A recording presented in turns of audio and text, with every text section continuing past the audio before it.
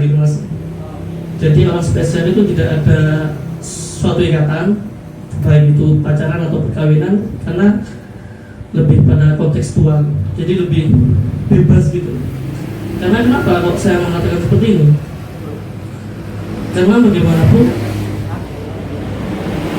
saya beranggapan bahwasanya kebahagiaan tidak hanya dicapai di dalam suatu hubungan ikatan saja, namun itu juga akan tercapai di luar ikatan, baik itu di luar ikatan pacaran atau perkawinan atau lain sebagainya seperti itu. Seperti halnya jika teman-teman mungkin pernah membaca kisah atau mini biografi dari seorang Jean-Paul Sartre, itu kan bagaimana Jean-Paul Sartre dan Simone de Beauvoir itu kan mereka menjalin hubungan, mereka mencapai kebahagiaan namun dalam di luar ikatan.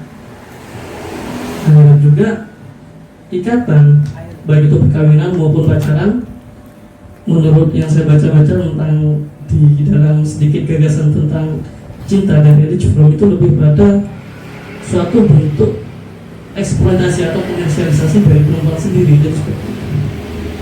Oleh karena itu saya kemudian sedikit ingin merekonstruksi kata tersebut, diksi tersebut, karena tidak semua kebahagiaan akan muncul dalam suatu hubungan ikatan. Jadi seperti itu. Baik, terima kasih. Tapi bukan karena kapok menikah ya? Atau udah bosen sama istrinya ya? Jangan mas ini Aduh. Ya, tapi terima kasih sama Mas Fakih karena saya jadi teringat sama respon yang kedua dulu Mas Pak. Mas. Mas ya, kayaknya ini. Begini Mas. Ini kan suka, nama laki-lakinya suka. Si cewek namanya Alina.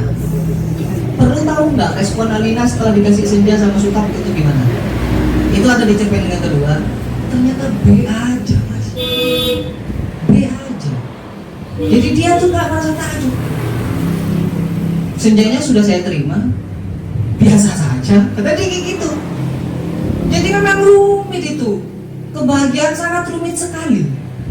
Saya sudah capek apa ya, bukan mengangankan sesuatu yang saya udah indah banget bagi saya gitu, udah paling spesial banget. Yang ngebu-ngebu ternyata setelah saya kasih sama tuh perempuan spesial yang mungkin tadi dikritik sama Mas Fakih, tapi nggak apa-apa. Yang disebut pacarnya tadi Alina, biasa aja gitu. Biasa saja, nggak ada spesial-spesialnya. Kamu tahu nggak, senja itu sebenarnya adalah terbang dari kegelapan. Kayak gitu kata-katanya Mas. Kamu ngapain ngasih saya senja? Toh senja adalah gerbang dari kegelapan. Kan Franke kalau saya ngomong. PHP. Saya sudah, aduh gitu kan. Saya sudah bertarung-tarung sama polisi. Saya kira sudah kebahagiaan yang udah spesial banget. Diresponnya begitu Mas. Apa tidak? Aduh. Sakit. Tapi Sukap itu tidak respon lagi. Saya kira interpretasi saya karena Sukap itu di imajinasi saya setelah baca cerpen ini Sukap ini kecelakaan di kalimat terakhirnya kan diterangin kalau apa namanya, ada sebuah kata dari sebuah tempat yang paling sunyi di dunia, itu di kuburan maksudnya. Itu setelah dia ngebut kan, tancap gas, aku di jalan tol tancap gas. Dan kamu tahu kejadian apa yang terjadi selanjutnya, katanya si Yesus. Dan dikuatkan di akhirnya bilang itu saya interpretasi saya itu sudah meninggal.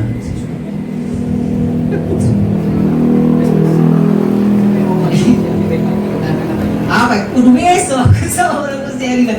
Si Alina ini cerpen yang Alina tentang Alina itu dibacakan oleh Dian Sastrowardo. Kalau dijadwalkan. Ya, mungkin ada perempuannya yang mau bacakan.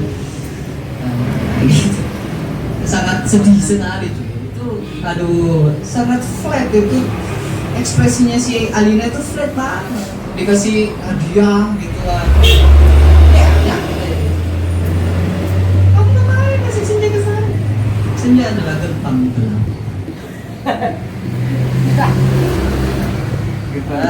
Jadi seperti itu ada yang perempuan-perempuan. Ini perempuan dia harus bersuara, nanti dibilang kita menindas perempuan, gak dikasih bersuara dalam forum. Ini sudah ada kesempatannya. Gitu.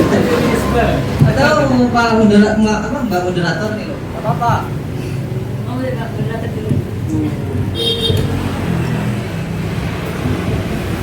Sebenarnya saya tidak ke feedback dan lain sebagainya, tapi cuma pengen ngomong aja karena disuruh ngomong ya. Siapa yang berlawanan ya? Sebenarnya tadi saya pengen nanggepin ya yang tadi Mas bilang kalau perempuan itu memang pantas dijajah gitu. Karena alasannya fisik gitu kan. Yang memang kita tidak bisa memungkiri dan menafikan bahwasanya fisik perempuan itu lebih lemah daripada laki-laki, sekuat apapun gitu kan. Kalau dibandingkan. Tapi dalam buku Yuval Noah itu di Gen Patriarki itu mengatakan bahwasanya secara kooperatif perempuan lebih daripada laki-laki. Dan di sini menyatakan bahwasanya laki-laki itu bekerja secara fisik, di mana dalam peperangan laki-laki bekerja secara motornya dan perempuan sebagai otaknya. Dalam berbagai sastra ya, karena saya juga termasuk suka sastra, dari karya-karya mungkin perempuan itu memiliki memiliki peran yang krusial ya, yang semuanya, termasuk Larasati yang dia menjual tubuhnya untuk kemerdekaan itu sendiri. Di buku ini juga Tetralogi Pelaburu, bagaimana sorotannya lebih ke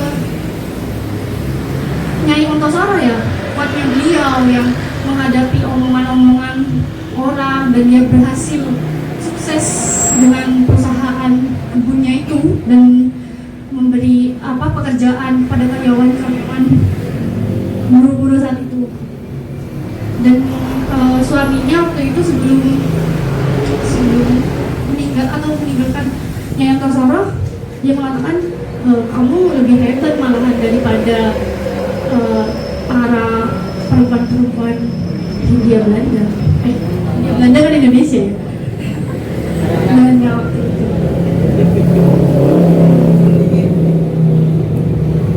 Jadi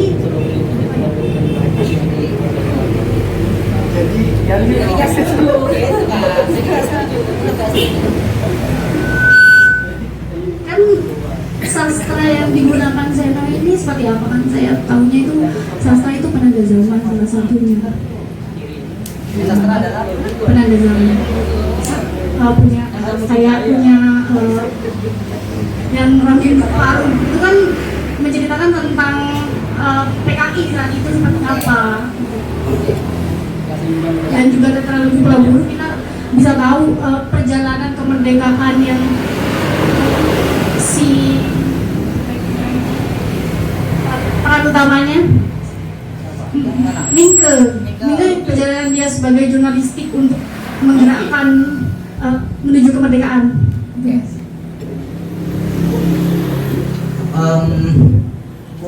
Sebenarnya dasar dari cerpen ini tidak seluas yang kita kira ya. Cuman ada dia ingin menyimpulkan kesempurnaan yang ingin dia bagi kepada pasangannya itu. Kebahagiaan yang dia sudah yakini sebagai kebahagiaan yang utuh untuk dia bagikan kepada pasangannya, itu aja.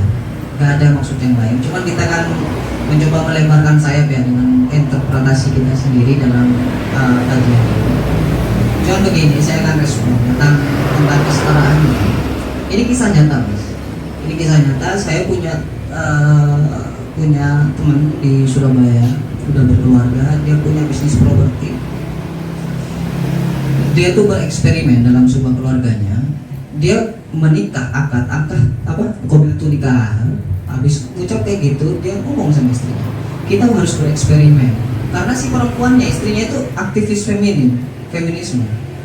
Dia ingin menghargai perempuannya untuk sama-sama berperan dalam menjalin hubungan keluarga. Dia bilang 2 tahun pertama saya yang bekerja, dan 2 tahun setelahnya kamu yang bekerja, katanya. Jadi 2 tahun pertama saya yang bekerja, kamu di rumah ngurusi pekerjaan rumah. 2 tahun setelah itu kamu yang bekerja di luar rumah, saya yang ngurusi rumah. Apa yang terjadi? Lucu, Mas. 2 tahun bekerja cowoknya, ekonominya tuh gak bagus, Mas. Ekonominya gak bagus. Tapi ketika udah 2 tahun selesai, diganti istrinya yang keluar rumah dan bekerja, ekonominya melejit, Mas. Dan akhirnya kedua orang itu bersepakat, kayaknya memang kamu yang perlu keluar, si perempuannya nih harus kerja, saya di rumah aja. Cuman kan konstruk sosial yang mendikte orang itu, kalau laki-laki itu harus bekerja, kan begitu. Padahal secara secara takdir itu kan bolak-balik seperti itu. Kadang perempuan yang dominan, kadang laki-laki yang dominan. Cuman entah dari kapan dominasi laki-laki itu boleh mendominasi dari segala aspek. Itu mungkin perlu dikaji. Sejak kapan? Sejak kapan? Maksudnya sejarah historisnya gitu. Siapa yang memulai konstruk kebudayaan itu dominan laki-laki? Toh dalam kenyataannya ada loh, ketika perempuannya bekerja itu lebih penghasilannya daripada ketika laki-lakinya bekerja. Itu kenyataan. Dan mungkin kalau masih belum valid, maksudnya gak percaya Mas Rifki ini ngarang cerita, saya kenalin ke sama orangnya, ada orang yang hidup sampai sekarang. Gitu. Karena memang kita terkungkung dalam sebuah konsep yang kita bangun sendiri, sebuah konsep yang kita sepakati sendiri, dan akhirnya menghukum kita sendiri. Dan ketika sudah konsep paten, itu tidak bisa tidak akan ada suatu kelompok yang termarginalkan. Itu sudah konsekuensi, sudah konsekuensi, tidak bisa. Ketika sudah kita menetapkan diri kita dalam suatu kerangka border konsep, itu pasti ada satu pengorbanan yang terdiskriminasi. Itu pasti. Gitu. Saya kira gitu sih. Mungkin jam berapa sekarang? Jam 1. Pertanyaan terakhir saya kira ya. Berarti saya gak punya kesempatan. Mau nanya lagi ya?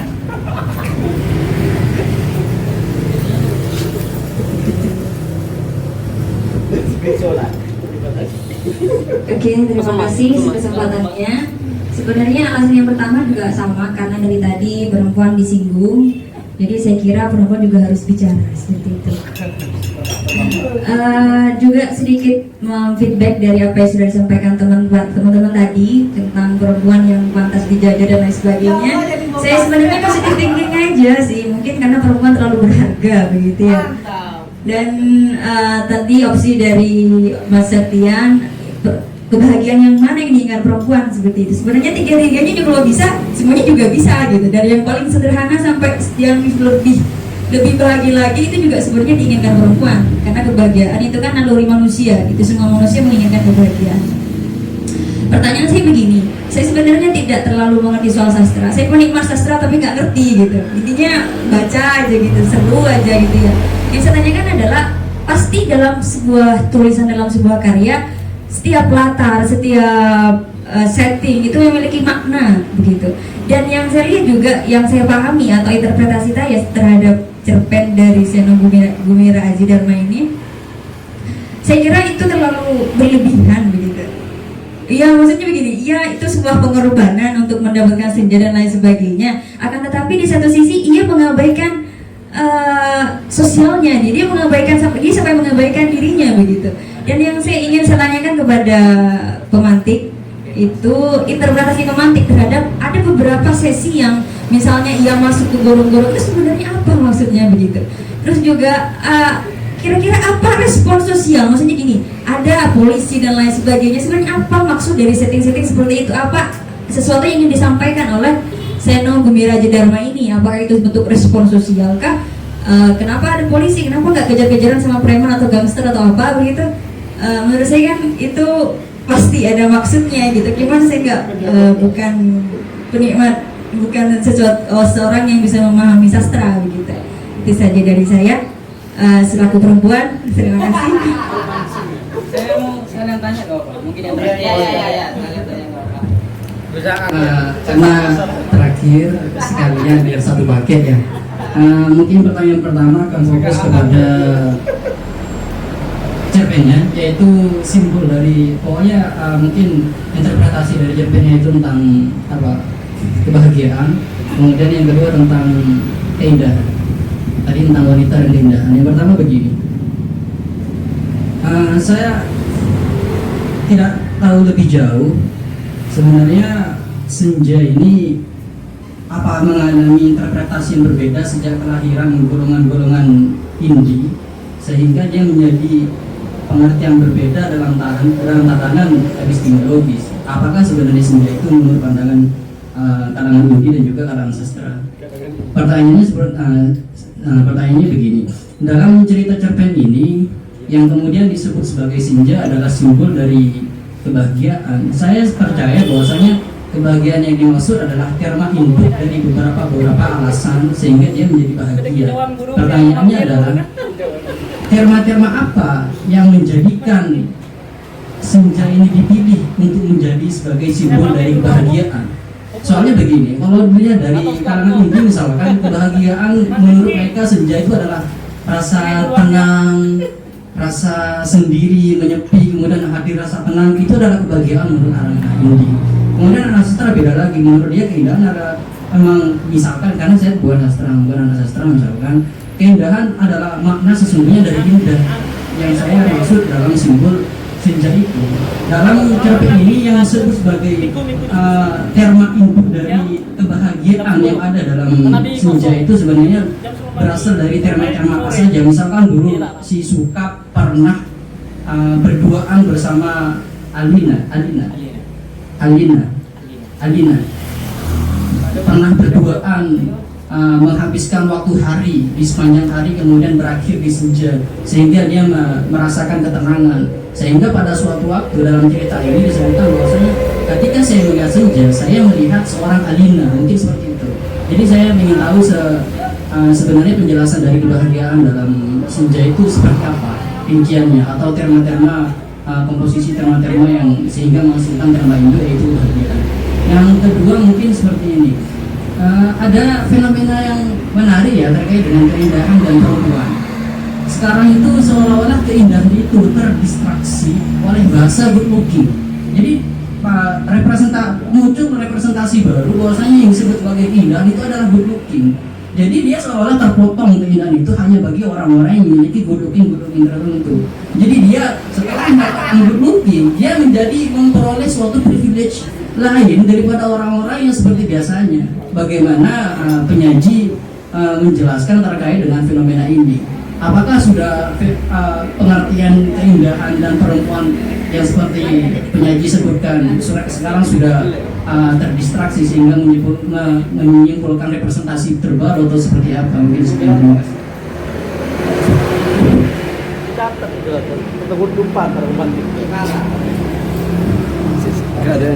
Terima kasih, pertanyaannya banyak banget ya.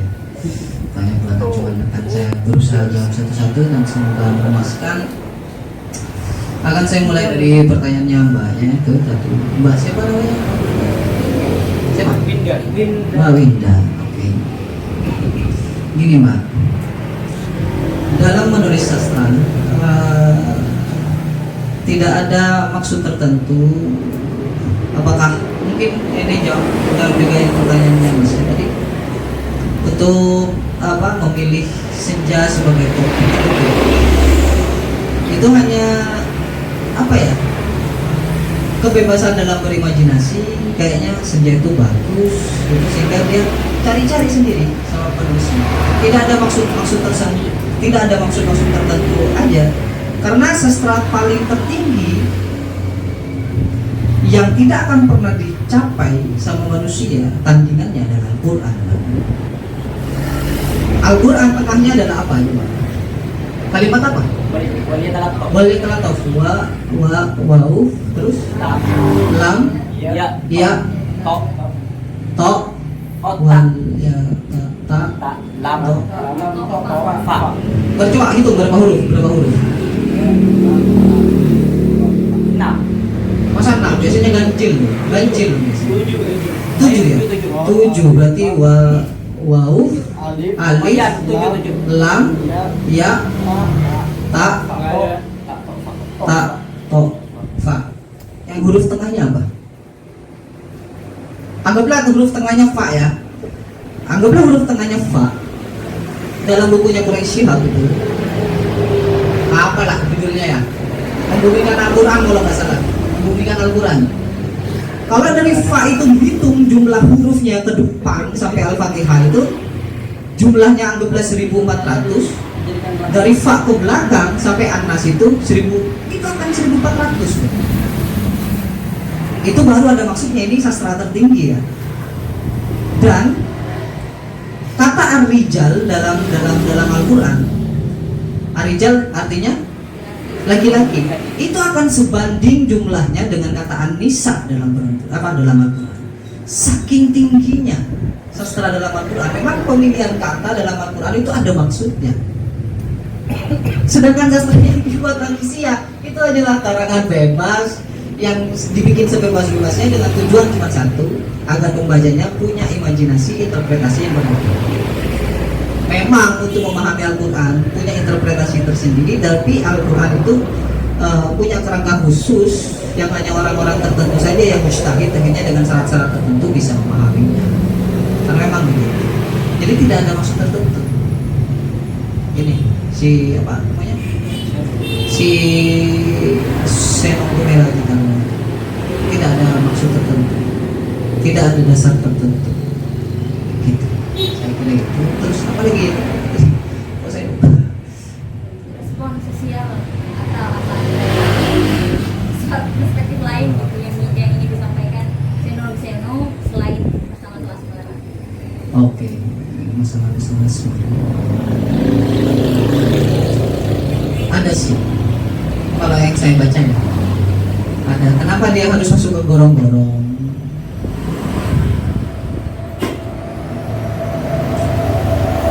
Kenapa dia harus masuk ke gorong-gorong? Kemudian dia harus mencuri sesuatu. Kemudian dia mengangankan sesuatu bahwa senja di bawah gorong-gorong itu sudah tidak ada.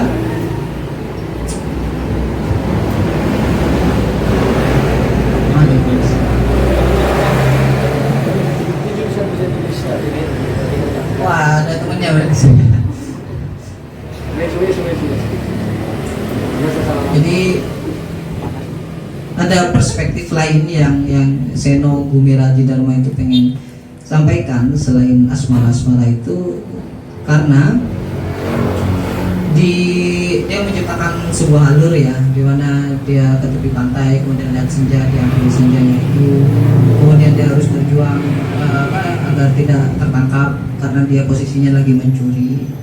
Cuman dia menyaksikan sesuatu bahwa apaan sih orang-orang ini alay gitu, kan cuma senja yang saya curi, kok sampai polisi segala. Terus dia harus berjilbab dalam gorong-gorong, ketemu orang-orang yang tidak mempersalahkan sama sekali tentang senja yang hilang. Dia ke kota yang sudah tidak ada masalah apakah senja hilang atau tidak. Akhirnya dia terjebak dalam suatu tempat yang baunya sangat busuk, tapi nggak ada masalah karena ada di situ ada kehidupan juga ternyata. Dia ingin menciptakan, ini interpretasi saya ya, dia ingin menciptakan sebuah chaos, bahwa untuk tinggal di sebuah tempat kita perlu kesepakatan bahwa ketika sesuatu yang hilang itu tidak akan jadi masalah ketika kita sudah menyatakan sesuatu itu bukan tidak masalah hilang. Mungkin pernah baca William Shakespeare ya, William Shakespeare itu mengatakan begini, apalah arti sebuah nama? Kita bisa kok mengubah nama melati menjadi bunga bangkai, dan melati terus harum bau. Maksudnya di dalam sebuah konstruk sosial itu ada sebuah kesepakatan yang akan berbeda dengan kesepakatan lain. Meskipun di atas senja, di dunia lain senja itu hilang, ketika kita dibandingkan dengan dunia yang lain lagi, senja hilang nggak ada masalah, ya tinggal gelap aja di gorong-gorong itu, kan gitu. Itu urusan perspektif. Dan ternyata itu dikuatkan ketika senja itu diterima oleh si Alina, yang perspektifnya si Sukap sudah wah aduh pasti bahagia, sampai Sukap bilang kan aku tahu Alina, ini senja yang memang kamu inginkan, dengan dua kursi itu di pantai sampai menghangat sesuatu. Saya tahu keinginan kamu. Itu perspektifnya si Sukap. Tapi ternyata sampai di Alina biar aja. Itu memang urusan perspektif. Jadi dia ingin menyampaikan sesuatu perspektif itu adalah sesuatu susunan yang kita sepakati bersama, dan itu tidak pernah bisa diprotes. Gitu. Jadi seperti itu. Jadi saya jadi ingat sama teori manajemen, marketing ya, marketing itu menyatakan begini, perspektif itu tidak akan pernah, fakta itu tidak akan pernah mengalahkan perspektif. Itu dunia marketing. Fakta, ada fakta sebuah kopi ini enak, tapi perspektif lingkungan di mana dijual kopi ini tidak menyatakan kopi ini enak, gak laku kopi ini, gak laku. Tapi kalau pengetahuan, perspektif tidak akan pernah menang sama fakta. Kamu punya perspektif apapun, kalau faktanya sudah kamu bilang ini kopi pahit, tetap pahit. Gitu. Jadi ingatnya saya di sini. Saya kebanyakan ngomong jadi lupa sama pertanyaannya Mas Ita. Mas Ita tadi, aduh, sorry Mas, sorry. Jadi yang kedua. Yang pertama gimana? Yang pertama sebenarnya definisi dari keindahan disimbolkan melalui senja. Indah yang dimaksud itu kata saya, kalau menurut saya itu indah itu adalah karena itu bersama karena sehingga memunculkan kesimpulan bahwasanya ini indah. Sebenarnya dalam cerpen ini yang disebut ini indah itu apa? Soalnya senja itu memiliki perspektif indah yang berbeda-beda. Oke. Saya tadi dengar indie yang panjenengan maksud apa? Biasanya, soalnya saya bukan anak indie, cuma saya telah mengamati secara sederhana. Sepertinya menurut anak indie, senja itu adalah waktu atau ruang di mana kita bisa merasakan ketenangan secara hakiki. Indie, anak-anak indie itu anak-anak yang mana, pencinta kopi kah? Nah, itu dia. Indie itu sebenarnya independen loh Mas. Ya, Indie itu sebenarnya independen. Misalnya sebuah grup musik, dia independen tanpa label, itu indie. Jadi bukan selalu indie itu adalah anak penyuka senja dan kopi. Itu salah. Jadi indie itu anggaplah dia grup band atau solo karir kayak si Danila gitu. Dia tuh indie karena dia tuh tidak ikuti label, kayak ikuti label ya, ikuti grup. Nah misalnya kayak Ardhito Pramono, lagu-lagunya memang kayak ke indie-indian meskipun jazz, tapi dia bukan indie karena dia tuh ngikuti label. Gitu. Jadi indie itu independen, itu sih pengetahuan saya. Aduh, ngomongin keindahan saya juga sebenarnya tidak akan bisa menjawab,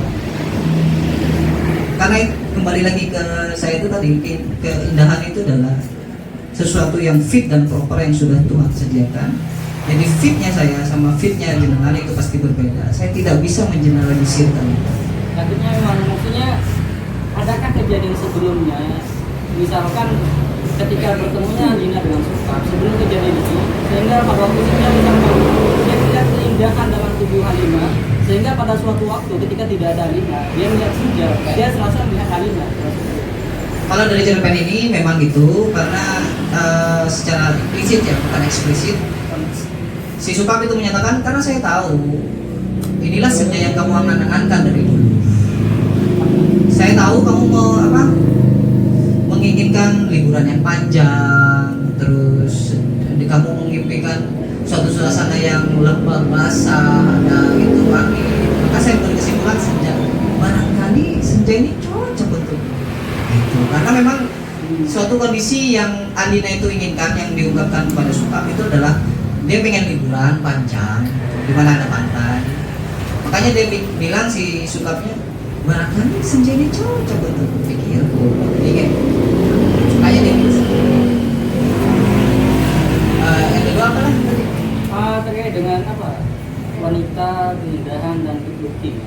Benarkah memang terjadi representasi gitu? Maksudnya penafsiran kembali terkait dengan keindahan dan wanita sehingga keindahan itu menjadi penafsiran terbaru yaitu good looking. Kalau perempuan itu adalah good looking, berarti tidak indah. Soalnya perspektif ini sudah merambat ke sektor yang mana-mana, ada ekonomi marketing dan sebagainya. Maka benar pandangannya. Tidak hanya ini kan ada keindahan ya, indah. Terus sampean breakdown jadi good looking sebagai standarnya. Tapi sampean jangan lupa juga good looking itu juga punya perspektif yang berbeda loh. Orang anggap good looking itu juga berbeda-beda, Mas. Saya kasih contoh simpel aja. Di Afrika yang dinyatakan good looking itu adalah perempuan yang bisa hidungnya itu dilebarkan. Serius ini. Saya kan bisa cari di googling lah di Google. Itu di Afrika, cewek yang dikatakan good looking itu adalah cewek yang bisa mengembangkan hidungnya itu gede gini sehingga dia bisa menghasilkan cincin. Di situ itu good looking. Tapi coba kalau ke Indonesia kayak gitu, gak ada yang mau, Mas. Gak ada yang mau. Jadi memang selain keindahan juga adalah bermacam-macam interpretasi. Kita breakdown milih good looking juga macam-macam interpretasi. Berarti ada pada Ini kayak gitu. yang kalau begitu mungkin pertanyaan bisa diperinci lagi. Apakah memang terdistraksi melalui konsep good looking menurut standar Indonesia?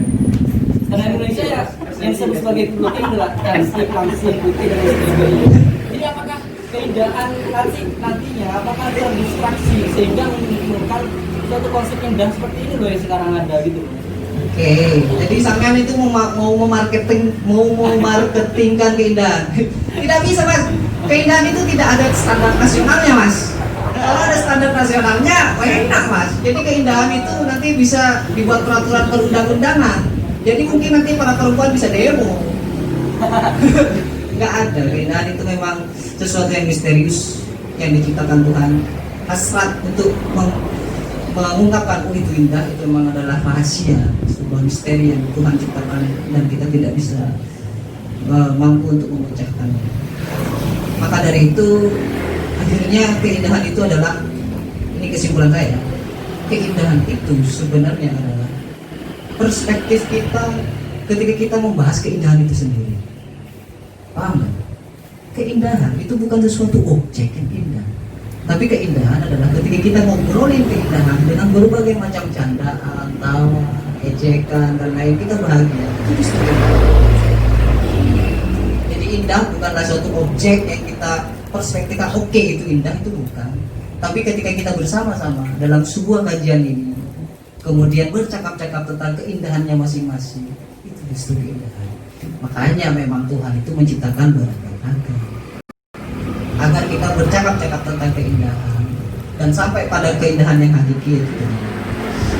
Akhirnya sampai kesadaran Tuhan ternyata menciptakan gitu. Kayaknya tauhid ya. Oke, terima kasih banyak. Ini Bang. Oh, ini paling terakhir ya. Oke, boleh terakhir.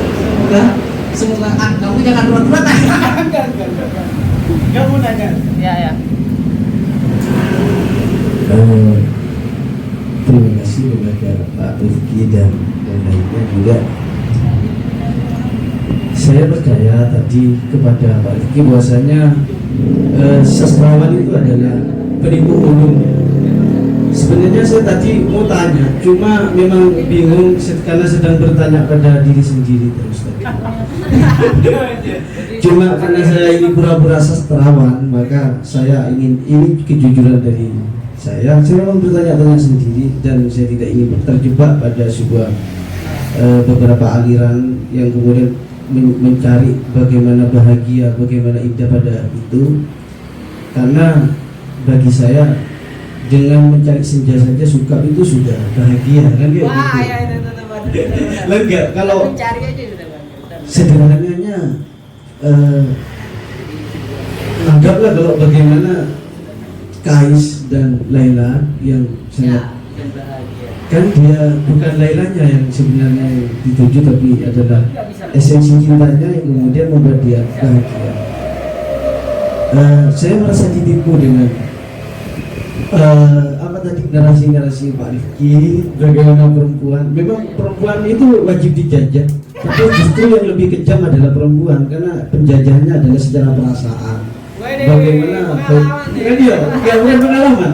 Saya mengaca pada Khairil Anwar sehingga menulis puisi Binatang Jalan karena betapa dijajahnya perasaannya oleh beberapa perempuan yang kemudian saya lupa namanya itu ya.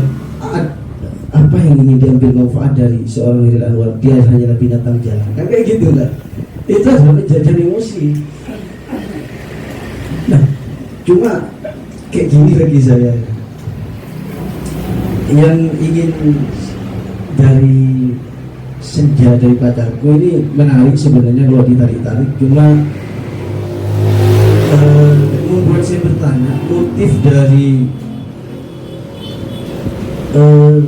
ingin membahagiakan seorang pacarku kemudian dengan memberikan senja itu dari seorang sukap itu kan apa? Mungkin memang kalau memang Alina memang ada di katakanlah pantai kemudian di justice, kalau dalam psikologi ya kan kita harus tahu keadaan seseorang. Jangan-jangan Alina ketika itu sedang bahagia kan, ngapain juga dibahagiakan kan, nanti perlu besar pertanyaan juga. Dan tadi juga kembali pada Pak Rifki bahwasanya ada ketuhanan dan fact dan belief dan sebagainya, ya itu sangat luar biasa bagi saya. Cuma memang benar bahwasanya saya adalah penganut yang kontra terhadap Ibnu Arabi dalam konsep ketuhanannya, sehingga banyak Tuhan ditemukan dalam diri sendiri itu bagi saya adalah kelucuan. Karena untuk menemukan Tuhan kita bebas kan, menemukan di mana saja, di kolong sampah pun kita dapat menemukannya. Nah, itu cuma yang saya tanyakan karena saya memang pura-pura sastrawan. Saya percaya bahwasanya sastrawan adalah penipu. Saya merasa ditipu dari tadi. Rasional saya karena tadi bicara neurologi. Setahu saya dalam psikologi itu, ahli neurologi itu, saya masih meyakini Freud itu sudah lumayan dalam sarafnya sehingga menghasilkan sebuah sintesis terhadap apa digabungkannya dengan teorinya dengan hasrat dan seks, sehingga nanti ada kebahagiaan juga di situ. Saya merasa ditipu di situ ya Pak. Jadi saya percaya bahwa saya karena Pak Rifki adalah, saya yakini dia adalah sastrawan. Iya. Kenapa? Ya saya believe aja, tapi bukan fact ya Pak. Karena selalu dia adalah pencinta novel dan pengarang penulis di berbagai media baik offline maupun online. Saya merasa ditipu hari ini dan saraf saya pun kram. Sebenarnya saya ingin tanya dari tadi tapi gak bisa karena lebih baik bertanya pada diri sendiri. Akhirnya saya mungkinlah saya terjebak pada habit lebih baik bertanya pada rumput yang bergoyang aja nanti. Ya, karena itu Pak psikologi ada. Ya mungkin itu hanya dari saya Pak ya. Terima kasih sudah memberikan kesempatan dan sudah mau hadir di simposium, berikan banyak wawasan yang tidak pernah saya temukan sampai membuat saraf saya kram sehingga otak saya pun lumpuh. Iya kan? Tidak harus dilumpuhkan, sudah lumpuh. Ya itu Pak ya, makasih Pak ya. Assalamualaikum warahmatullahi wabarakatuh.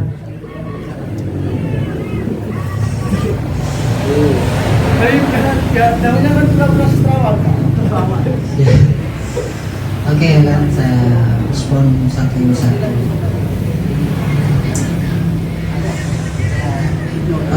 Mungkin akan saya jawab dari ada sebuah penulis terkenal namanya Paulo. Kalau tulisannya sih Paulo Coelho, cuman aku nggak tahu gimana. Paulo gimana spellingnya? Paulo siapa? Paulo Coelho. Iya, Paulo Coelho itu judul bukunya apa ya? Alkemis.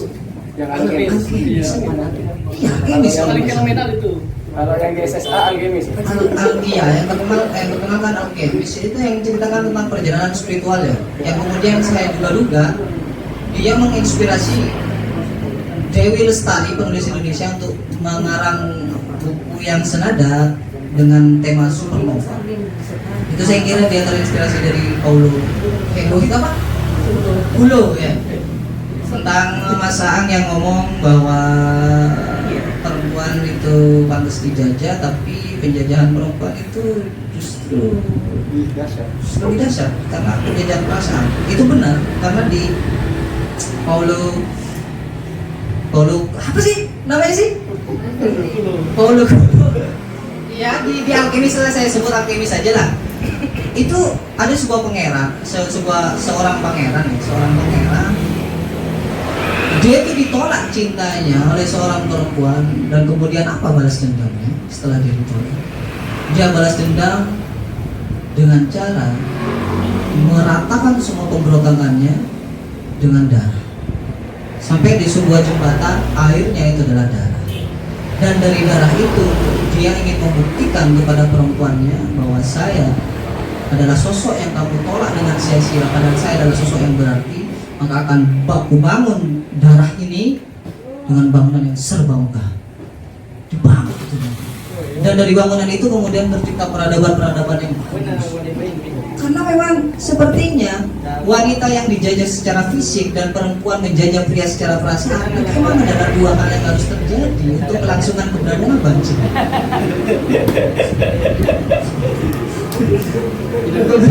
Untuk kelangsungan keberadaban. Jadi gitu. Jadi kayak siapa candi apa tuh? Candi Prambanan itu kan gara-gara diejek sama perempuannya. Oh, kamu ngejek saya, kan saya bangunkan 1000 candi. Muncul. Gitu. Saya kira teruskanlah penjajahan perasaan. Gak mampu yang dia Agar kami selalu punya inspirasi untuk membangun peradaban yang lebih maju. Teruskanlah, silahkanlah jejak kita ikhlas. Kita tidak akan membuat komunitas tandingan terhadap feminisme, karena kita sudah ikhlas dijajah gitu kan. definisi bucin ya. Iya, kita udah bahagia dengan bucin, karena melalui bucin saya bisa mengarang sastra, saya bisa membangun sebuah peradaban yang bagus. Gak apa-apa, gak akan saya nandingi feminisme itu. Gitu. Tapi saya mohon maaf karena saya udah bilang perempuan itu wajib dijajah, itu hanya guyonan saja. Guyonan saya di sebuah forum agar forum itu pecah gitu waktu itu terlontar omongan saya kayak gitu. Memang logis, tapi saya kira itu logikal falasi, menyalahi kemanusiaan. Logika yang salah itu ya, alur berpikir yang salah meskipun terlihat benar, logikal falasi, tapi itu bertolak belakang dengan kemanusiaan. Saya kira seperti itu. Terus masalah tentang apa tadi yang kedua? Apa sih? Kamu apa mas? Arabi. Ibnu Arabi itu gini mas, ini mungkin sharing wawasan ya. Mas Aang tidak percaya menemukan Tuhan dalam diri karena ada alasannya, ada reasonnya. Dalam filsafat itu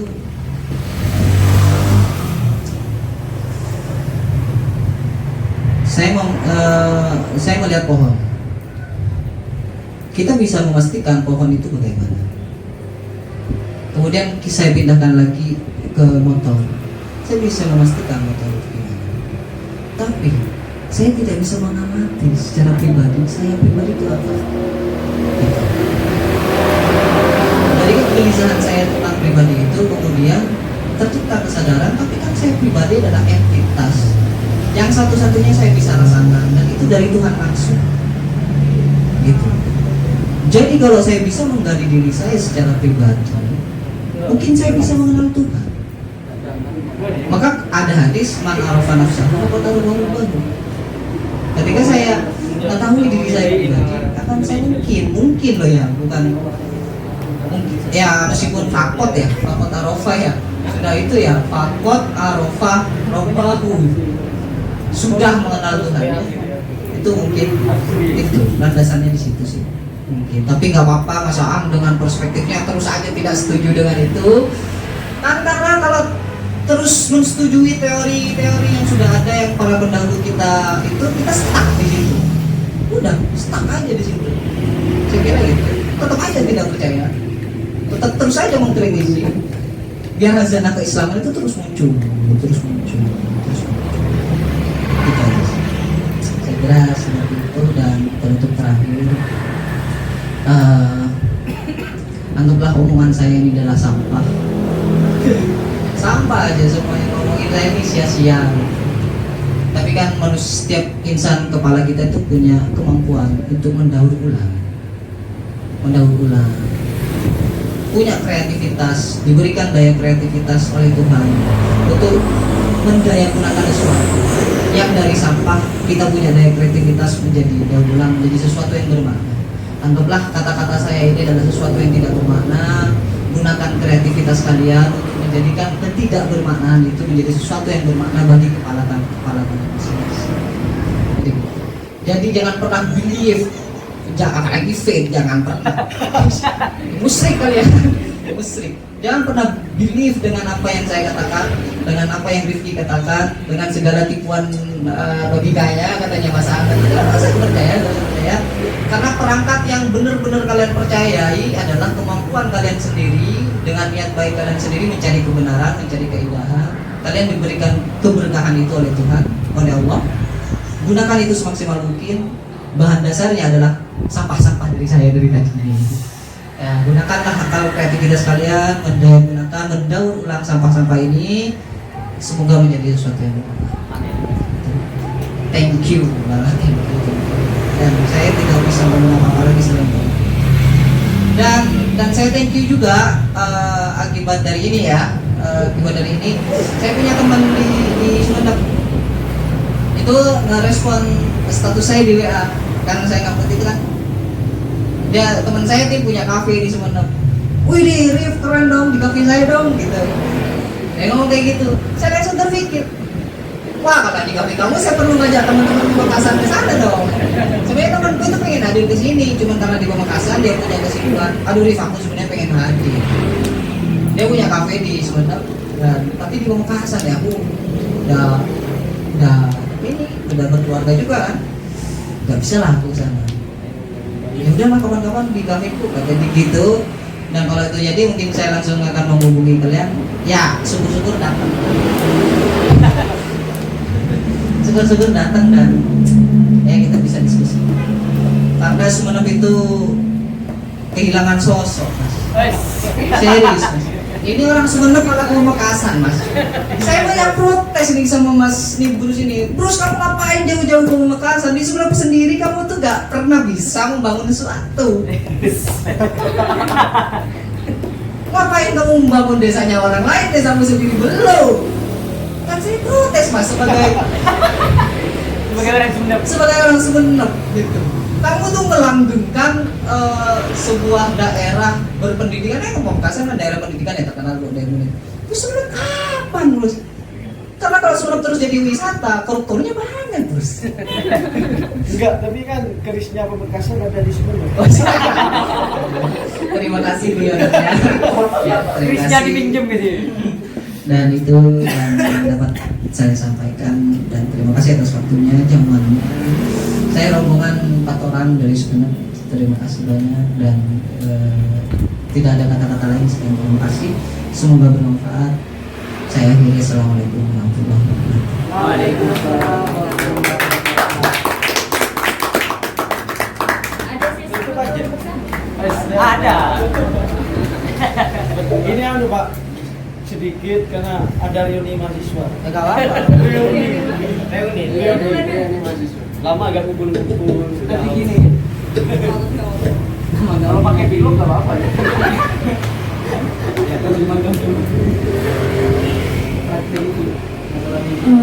Terima kasih untuk teman-teman atas feedback dan lain sebagainya, untuk pemetik terutama yang jauh-jauh dari Sumenep. Terakhir saya akan memberikan quote dari Pram. Sebenarnya Pram itu sendiri adalah patriarki mas. Dia patriarki sekali, tapi dia bisa melihat nilai dari perempuan itu sendiri. Masih jengkel karena saya ngomong kayak jengkel. Dia demo. Demo. Dia nuntut juga. Ya nuntut. Bercanda, Bang. Bercanda. Aduh, bercanda doang. Jangan baper. Oke. Bulan juga. Apa? Guyon juga. Gimana kata-katanya? Quote-nya adalah terlalu rendah sekali ketika nilai tulisan itu dinilai dari uangnya. Oke. Karena saya menulis untuk bekerja kepada keabadian. Terima kasih. Wassalamualaikum warahmatullahi wabarakatuh.